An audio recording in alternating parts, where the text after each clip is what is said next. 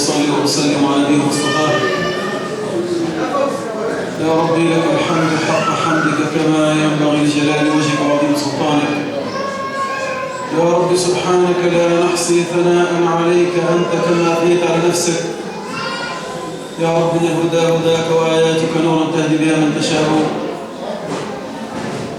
إن الحمد لله نحمده ونستعينه ونستغفره ونعوذ بالله من شرور أنفسنا وسيئات أعمالنا. من يهد الله فلا مضل له ومن يضلل فلا هادي له. وأشهد أن لا إله إلا الله وحده لا شريك له. وأشهد أن سيدنا محمدا عبده ورسوله وصفيه من خلقه وخليله. بلغ الرسالة وأدى الأمانة ونصح الأمة ومحى الظلمة وكشف الغمة وجاهد في الله حق جهاده حتى أتاه اليقين. فترك على المحجة البيضاء ليلها كنهارها لا يزم عنها إلا هالك.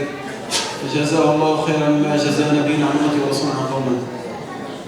أما بعد فإن أصدق الحديث كتاب الله تعالى وخير الهدي هدي محمد صلى الله عليه وسلم وشر الأمور محدثاتها وكل محدثة بدعة وكل بدعة ضلالة وكل ضلالة في النار. أيها السادة الأعزاء أوصيني وإياكم بتقوى الله فإن خير ما أوصى به المؤمن أخاه المؤمن تقوى الله. يا أيها الذين آمنوا اتقوا الله وآمنوا برسوله يؤتكم كفلين من رحمته ويجعل لكم نورا تمشون به ويغفر لكم الله غفور رحيم. لئلا يعلم أهل الكتاب ألا يقدرون على شيء من فضل الله وأن الفضل بيد الله يؤتيه من يشاء والله ذو الفضل العظيم. واتقوا يوما ترجعون فيه إلى الله ثم توفى كل نفس ما كسبت وهم لا يظلمون. يوم تجد كل نفس ما عملت من خير محضرا وما عملت من سوء تود أن بينها وبينه أمدا بعيدا.